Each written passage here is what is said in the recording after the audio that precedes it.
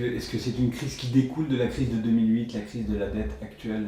Alors la crise de la dette actuelle dans la zone euro découle uniquement en partie de la crise financière de 2008. La crise financière, elle a induit la nécessité pour les États de soutenir la finance internationale qui était au bord de l'écroulement, mais d'après les estimations du Fonds monétaire international, ça n'explique qu'un tiers des dérapages des comptes publics et donc de la montée de la dette publique dans la zone euro. Donc l'autre grande explication, c'est bien sûr le fait que la grande majorité des États européens n'ont cessé de diminuer les impôts et donc de diminuer les recettes fiscales qui pouvaient être mises en face des dépenses. Et donc ça a contribué largement à creuser les déficits.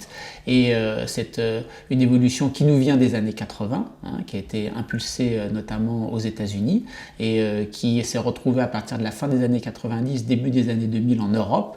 Et on a une estimation extrêmement forte de la part de Gilles Carrez, donc député UMP, rapporteur du budget, qui a été confirmée par une autre étude d'économistes et qui nous dit quoi? Qui nous dit que si aujourd'hui on était au niveau d'imposition de la fin des années 90 en France, le poids de la dette rapportée à la richesse nationale serait inférieur de 20 points. C'est-à-dire qu'aujourd'hui on a à peu près une dette sur PIB qui est aux alentours de 86%. Si on était au niveau d'imposition de la fin des années 90 en France, on sera à peu près à 66%.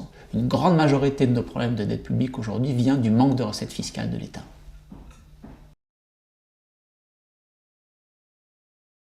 Alors, qui possède la dette de l'État français aujourd'hui?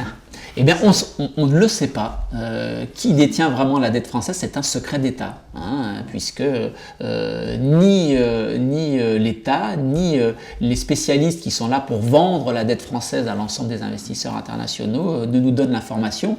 Et la seule information qu'ils pourra nous donner, c'est au moment où la France a émis sa dette publique, qui l'a achetée. Mais ensuite, les gens qui l'ont acheté peuvent très bien la revendre. Donc, qui détient vraiment la dette française au final? Personne ne le sait.